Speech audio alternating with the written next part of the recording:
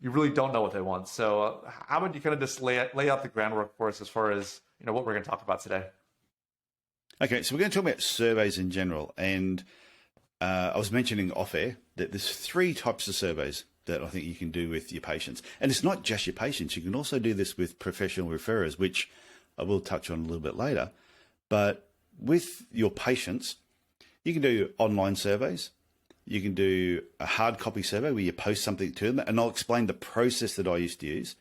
Or you can do a face-to-face survey while the patient is actually there with you. It's not so much a survey, it's just asking them a question that feels like it's part of a conversation, but you're recording the results.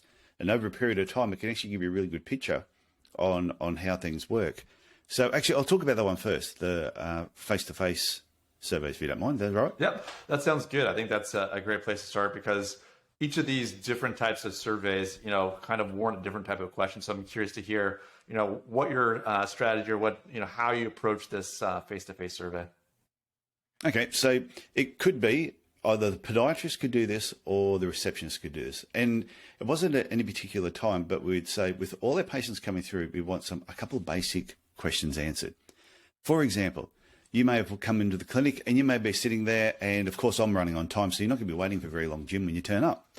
So you sit in the reception and the receptionist goes, "Hey Jim, how's your morning been?" You go, "Oh, it's fantastic. Hey Jim, by the way, do you listen to the radio in the morning on the way to work?"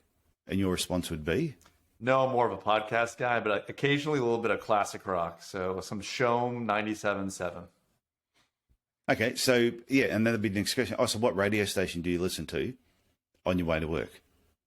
And if you said, "Oh no, I'm more of a podcast person," the next week, "Oh, okay. If you did listen to the radio, what station would you listen to?" Sure. Simple question.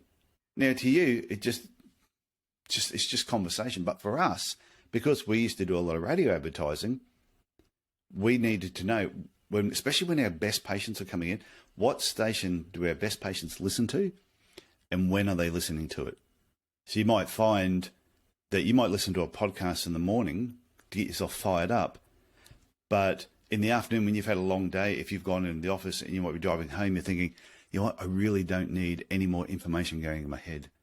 I want some talkback show. I want some loud music. I just want something to get me going." So over a period of time, by asking this question, we would find out a lot of information about our best patients, what they listen to and when they listen to it.